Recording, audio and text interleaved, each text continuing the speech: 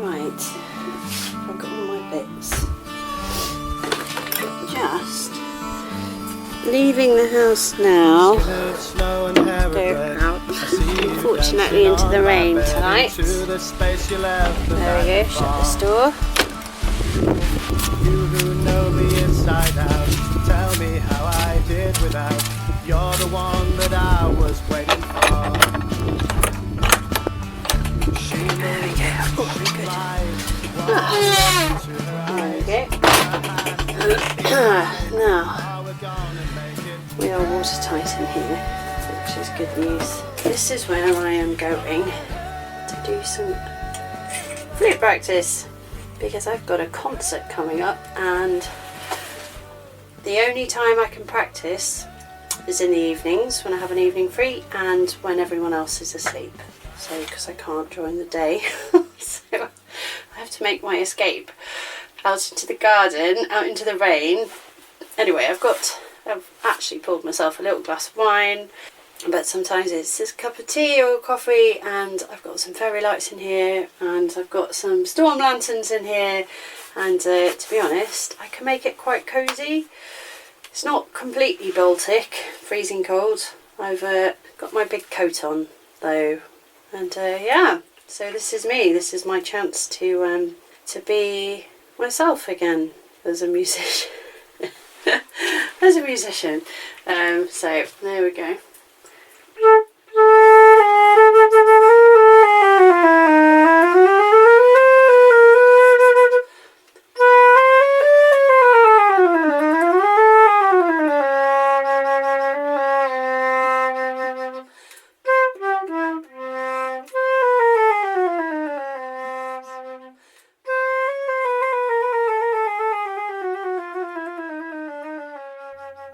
I'm Sarah, and I decided to make a podcast. I think I've made quite a few people chuckle along the way when I told them I was thinking about doing this. Well, fair enough. One thing I noticed was that these smiles, instead of becoming fixed and a bit empty, they turned into nods of understanding. I haven't spoken to anyone yet who hasn't actively joined in this conversation, and I'm really hoping that you will too. As a music teacher with nearly 20 years' experience, people often say the same thing to me. They played at school and enjoyed it, but gave up years ago and keep meaning to give it another try. I always ask if they know where their instrument is, and 95% of the time they still have it. It's in an attic or under the bed, in a cupboard just gathering dust. It's like a relic, something that can't be casually discarded or given away. And while this is the case, I believe there is still hope. My task is to try and persuade you to give it just one more go. My aim with this podcast is to explore some of the benefits of music making and learning in adult life. I'm going to focus on different aspects of the human musical condition in each episode and discuss reasons to keep going with musical experts, teachers, therapists and performers. I'm also going to talk to people who are giving music another go later in life and finding out about its transforming powers. I suspect that there will be so many reasons for rather than against, but by the end it won't be a case of why would you, but why wouldn't you? I'm really hoping that there will be something here to resonate with everyone.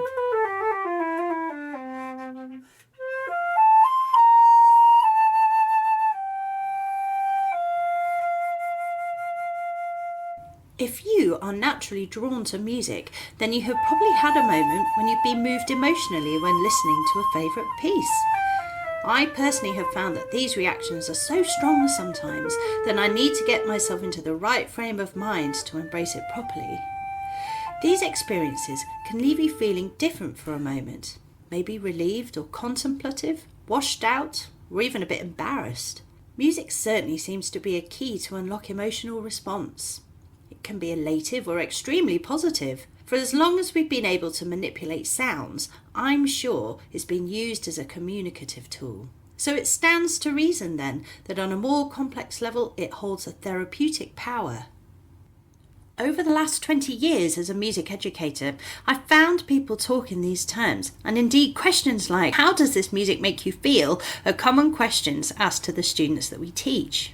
You don't have to be an experienced musical technician to have a response to sounds, but all this can be pushed further. Music has been found to have powerful effects on the mental and physical health of patients in hospitals and hospices. Studies show that music can reduce stress levels, improve moods, increase energy levels, reduce pain levels, even speed up recovery time from illness and injury. I wanted to know more. How exactly can music help to achieve these seemingly miraculous healing qualities? How is it used in practice? I spoke to a good friend, Christina Lydon, about her job as a music therapist in London, and she gave me a little insight into how music as therapy can be used to help young people with complex needs. You might use different instruments, you might use your voice, but using music to support that person. So, as I mentioned, it's used for adults, all through the lifespan, from those with dementia and palliative care, to teenagers, children, also with babies, as well as pregnant mums. So in the current team that I work at, which is a child development service at Chelsea and Westminster Hospital, we use shared music making as a way to support the children who might have communication or sensory or physical or emotional differences or difficulties. And in those sessions that we have, we're using improvised music to offer the children an experience of shared play and shared interaction and movement, as well as learning, no matter the level of their needs.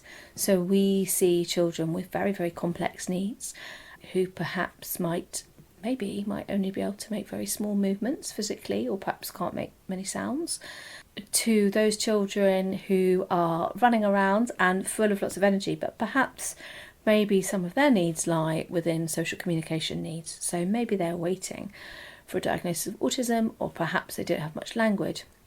But music is able to offer a focus to work on those developmental aims.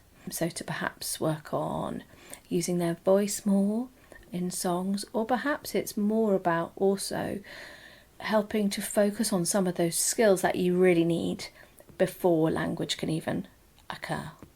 We've both got kids. I've got a young child who's 2, and she amazes me by being so musical. Because she's my second daughter, I genuinely think, although it's like, oh, I've got this amazingly musical girl, actually what I've noticed is that she's not that unusual.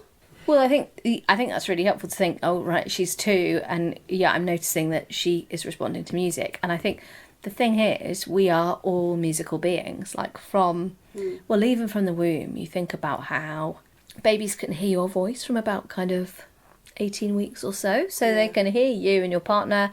They can hear your heartbeat, the swishing of the amniotic fluids. So they're hearing rhythm and sound the whole time. And when they're born, they are immediately geared up to be searching out and listening out for your voice. And your voice and the way your voice moves and the rhythm and the cadence is so unique to you. But that's what they're looking for. That's what they love. So sometimes I run groups with young children, and parents are like, oh my goodness, don't listen to me, I sound awful, God, I'd never sing, I haven't sung since I was at school, or only sing in the shower. And I say, well, actually, your child isn't really listening out to me. They're really like listening out for you. They want to hear you. That you're the most important. Literally, music to their ears. Music to their ears. And we know, Sound, like, mummy. for babies, they are able to be soothed quicker when they're crying through holding and singing, rather than just, soothing and talking. So we know that music is helping and is responsive even from, newborns. So I have worked with children and young people when I worked in the child development service, using music in different ways to support well-being and support mental health. And some of that role was actually embedded within a school. So the idea was that you would be able to put some interventions in place that involved some music therapy and some generic working. So I learnt a lot from my paediatrician colleagues and nursing colleagues. I might be running a workshop on behaviour, or for younger kids around like toileting, which I wouldn't have imagined that as a music therapist I would be running. It's an unusual one. It's an unusual one, but in the same vein, that's all about well-being. When we think about well-being in a bit of a line or a bit of a kind of spectrum, yes, there are times within a child and adolescent mental health team where children need significant acute care. But actually, before that input, actually supporting well-being in a way of like, good sleep patterns. Yeah. You know, managing transitions. You know, when behaviour is tricky, let's think about this, you know. So, and we're also using music within that. So quite often I'd work with teenagers, like thinking about anger management sessions, and we'd have some time for talking, but we'd also have some time for playing, because sometimes using the music was easier to play about how they were feeling than talk. So yeah, in COVID, I did a few things with some schools with teenagers around thinking about how you might use music in terms of playlists. I worked with a GCSE group, and obviously they are, you know, revising, and they were at that really weird kind of time where they'd all been at home, all this remote learning on Zoom, and having to be really quite self-directed, and then they were coming back into school, which, you know, there were kind of mixed feelings. It was exciting to be back with your peers, but also perhaps quite daunting and exhausting. And we talked about how we could use music to, you know, support space to help you focus and learn when you're working and revising, but also to use different types of music to help you relax and perhaps chill out, or maybe on your journey to school you might listen to something. And we know that different music holds memories for us, but also, you know, different rhythms or the way it's orchestrated has a big impact on us too as humans. And a kind of song that, I don't know, if you're in the gym, you have that's really upbeat and is going to help you try and run, or something that you want to listen to that is much more relaxing, and that's slowing down and matching your breathing. So we are really responsive as humans to music. And absolutely. Yeah. And it's with talking about the breathing, you had this incredible story that you were telling me last night about... Well, sometimes some children I've worked with have incredibly complex needs, and sometimes they have additional medical needs on top of that. Yeah. So these are children that have been born really, really early, like maybe like born at like 25 weeks. Sometimes those children are, with their medical needs as well, you know, something might be affecting the movement of their bodies perhaps, or perhaps having a seizure, or they're recovering after a seizure that was a really, you know, that really overtakes their whole body, for use of a better way. You know, they're really having to kind of recover after a seizure. And sometimes they might be then coming to music therapy, and I would initially think, wow, I've never met a child so complex as this. But then it was really important to remember that idea that we all can respond, and we are all human, and we all have a heartbeat and pattern in which we're breathing. And each child, no matter their complexity, also is alive by that very means, and very, you know, responsive. So I would often find that I would just be matching their breathing. Yeah. But that went a huge way for them, even on the most kind of challenging days for them medically, that somebody had heard and responded to them. A bit like we were talking about a 2-year-old requesting or looking or banging the table and then saying down. They're giving you lots and lots of cues and you're responding. Yeah. But actually, if someone's matching your breathing, you notice that they're there and that they're responding to you in those really different ways. So I think it's really important to offer a space for those children that might find it much harder to make those connections, and that well-being. I think as humans we are hardwired to make connections. Yeah. And if you, for whatever reason, developmentally, maybe as an adult with a significant mental health episode, you know, there is, or somebody with dementia who's perhaps lost their language at that point, or there are lots of areas that then music can be accessible and can reach and support a meaningful connection. When I work with children with complex needs, I would often work alongside the physiotherapist to think about physical stretch routines and things like that were really needed for those children that were in wheelchairs or had splints. They really needed to make sure that they were on top of their physical stretching each day. Yeah. And it was often really hard work, because they had to work hard, and that's painful and not a fun thing for a child or teenager to do. Yeah. But actually incorporating music, so I used to work quite a lot with a physiotherapist who was actually also a musician as well. So we worked together to kind of combine, to think about what kind of, you know, piece of music might we have on in the background. We use like happy because it's nice and, you know, happy. Upbeat and happy. But then maybe that's really good then to get the energy moving and that level of arousal, and you're ready and you're engaging everyone. And then maybe later we'll change to something with a much slower pace to help with kind of bigger stretches. And not only that, it was helpful for the teenagers doing the stretches. It was also helpful for the support staff, who were having to support those children to do those stretches every day. And maybe that would be quite boring. But instead you can say, oh, well, when the clapping comes in on this bit on happy, and then we're going to move to the legs or or whatever, just to help them kind of map it out. So it didn't just feel like, oh gosh, we've got this music in the background and it doesn't respond to anything.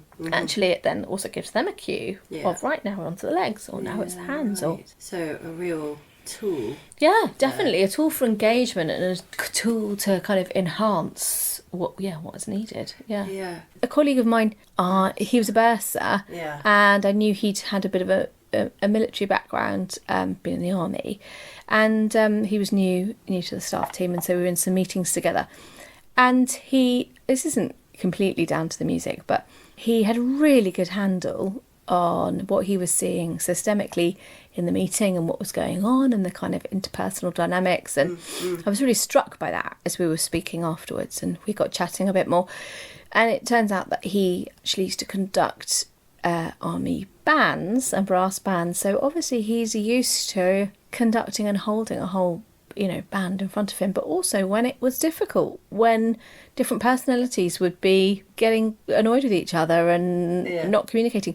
But I think as musicians, we are then used to thinking about how we work together, how we listen, how we respond, how we, even if we get lost in a piece of music, how you then improvise get back, that's it, or working together in that texture, that coping, or when to do a solo and shine, or when to be working in back. And I just thought it was really noticeable, that I thought it was quite profound actually. I'd never kind of come across somebody so immediately that I was like, wow, I really noticed those skills. And I thought, I think it's not without coincidence that he also has these music skills. Christina shows us that the breakdown of musical elements is a useful tool to encouraging a response, both on its base level and also on a more complex skill-based level. It would appear that being able to appreciate and respond to music can help people to overcome difficulties and challenges experienced in social and professional situations. These truths have been found to be even more profound when the person in question is a practitioner as well as an appreciator. Dr. Anita Collins, in her brilliant 5-minute YouTube video, How Playing an Instrument Benefits Your Brain, shows us that when scientists looked at the brains of musicians as they played an instrument, had a veritable array of fireworks light up across multiple areas of the brain. The benefits to the brain and its executive function is clear to see. Continuing to play music as an adult provides the cognitive workout that continues to maintain good brain health as well as good mental health. Listen to this story from my friend and colleague from school, Sharon Durant. Sharon is a classics and Latin teacher who has worked tirelessly as a violinist, helping to play alongside the students in their concerts and practice. We were discussing the benefits to her kids who learn instruments and how it's encouraged their social activities as well as their family bonding, when she suddenly provided an insight into her current family circumstances.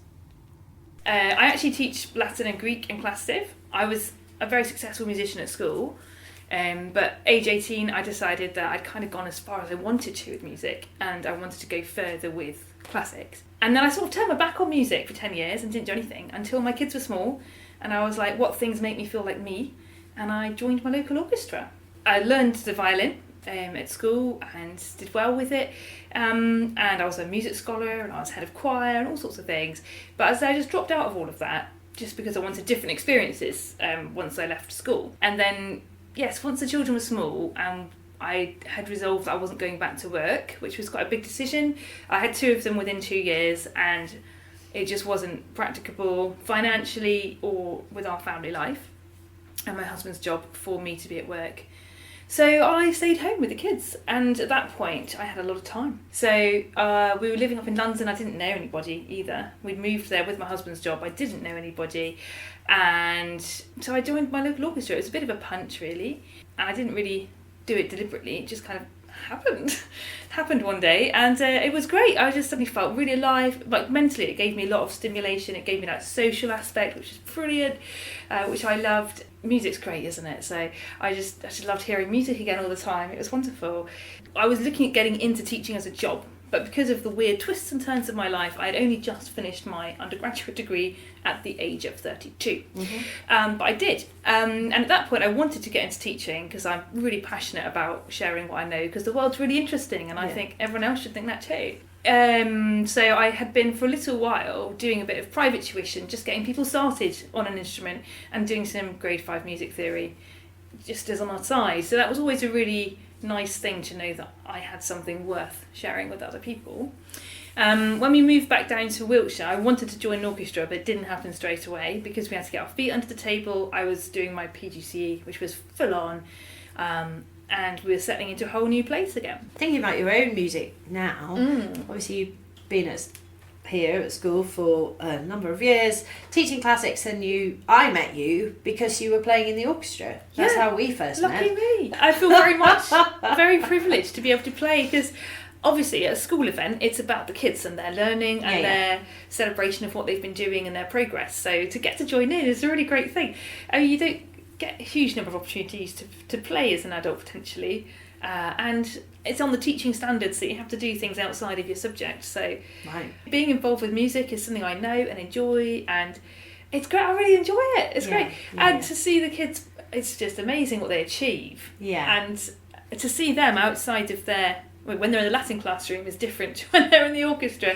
Yeah, that's interesting, isn't it? Because really you're seeing different sides of the same kid, essentially there. Well, and they see a different side of you as well, and it can make them even perhaps a bit more receptive to learning their Latin vocabulary. Yeah, I think that is true. Yeah. It's so nice to have other subjects. I've found that here, this school, more than any other school I've ever worked at, is that the other subject teachers are prepared to come and give their time and show their talents as well. And you're modelling in a different way, aren't you, as a well-rounded person? Yeah, definitely. Well. I think it's Different really important interests. to show students generally what adult life can be like. In terms of what it means to be an adult and what it means to be a community and give back, I think that's something that's really important in society generally. You tend to get out what you put in. Yeah. So if you put in lots of energy and enthusiasm and you enjoy what you're doing and you follow your talents and your interests, you're probably going to get a lot back from it. Yeah.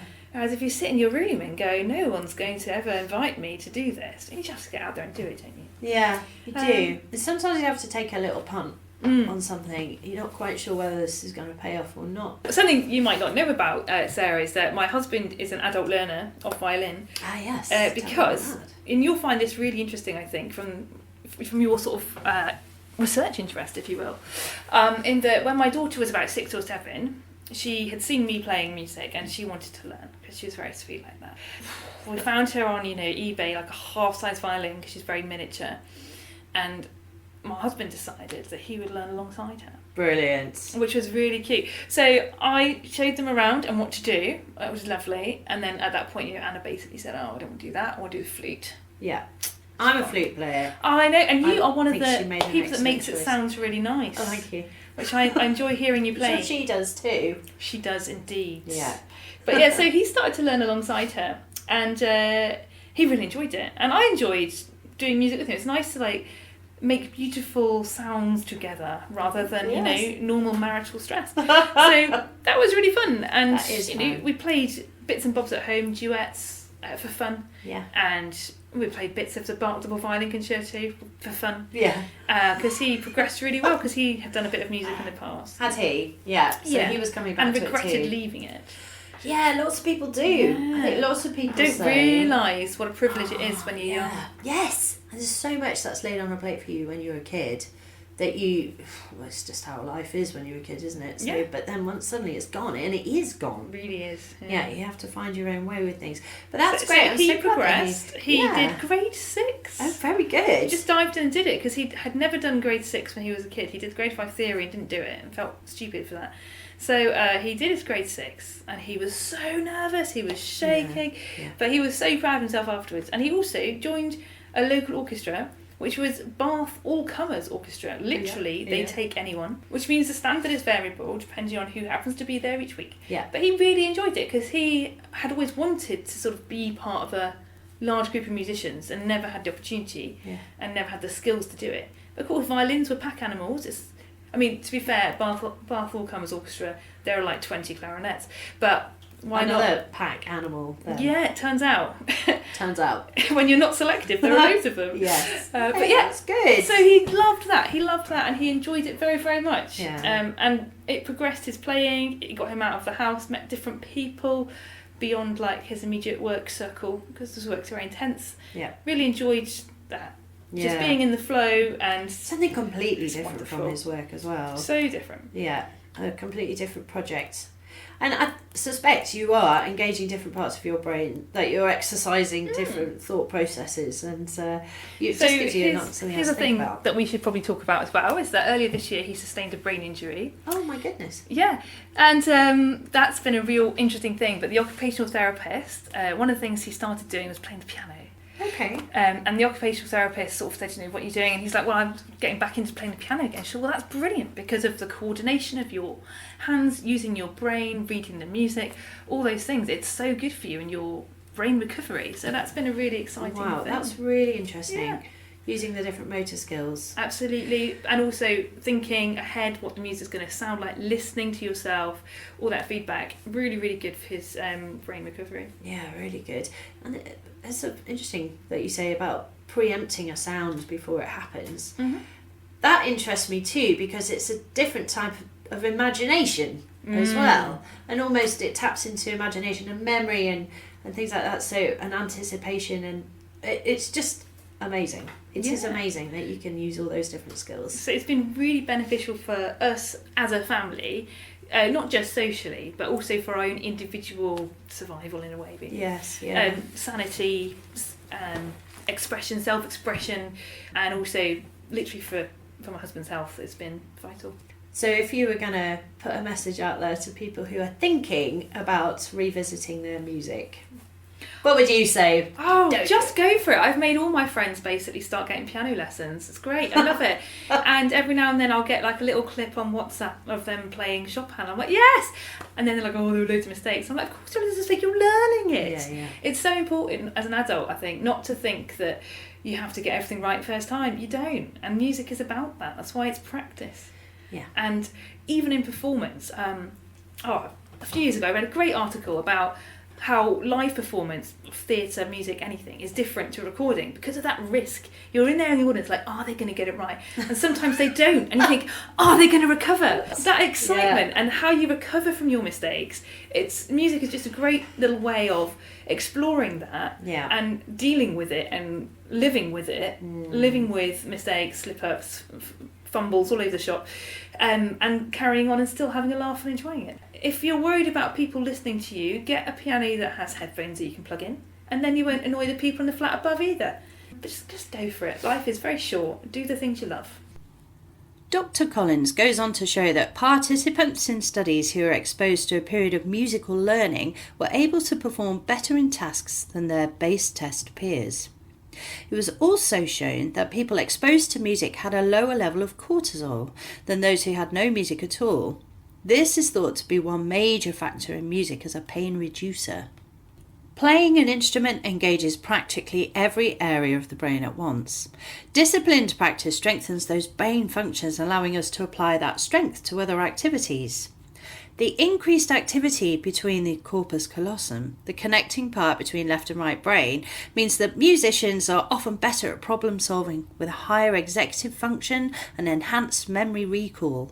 If you're one of the people who thinks, I wish I'd kept it going when discussing your past musical activities, well, there has never been a better moment than to give it a go again. The first step is to find that instrument and dig it out of the loft or from under the bed. Perhaps it's time to say hello to an old friend. Thanks so much to Christina Lydon and Sharon Durant for taking part in this episode of Music in Practice. This has been written, edited and produced by me, Sarah Wilby, all IT support, and I need a lot, provided by Pete Slater, and the title track Halo, written and performed by Chris Kennedy. If you'd like to contribute to the ongoing conversation about the benefits of music making as an adult, then please contact me at musicinpractice@gmail.com. Until next time, keep practicing. She's got her head on. She moves, she flies. One look into her eyes, her hand in mine.